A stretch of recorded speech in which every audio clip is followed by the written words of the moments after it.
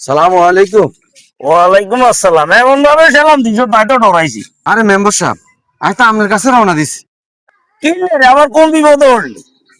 Member সাহেব, বয়স তো কম হইল, চাকরি বাকরিও হাই না, বিয়ে শাদিও করতে পারি না। অন আপনি যদি আর একখান বুদ্ধি দেন। বুদ্ধি তো দিতে আমার ফিশন চুক্তি।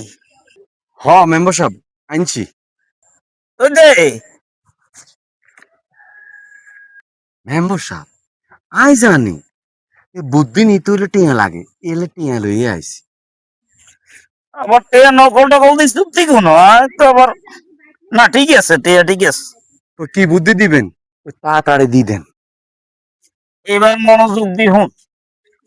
এই বয়স তো কম হয় না, চাকরি বাকরিও হাসছ, অন কাম এক কাম কর। আল্লাহ রাইলে চেহারা শুরু তো সুন্দর টুন্দর আছে, লম্বা চড়াই আসত। ওই বড় লোকের মাইয়া করে ফটাই ফুটাই গেরে বিয়ে করি এলা, আর ওরে টিয়া দি জীবন সাজায় এলা।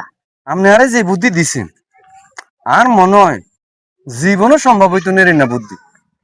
আজকের টিয়াটাও আর চলে গেছে। উচিত বুদ্ধি দিলে কারো কটক লাগে না, সলিড বুদ্ধি দেয় তো মেম্বার, এই আল্লাহ এই সমস্যা।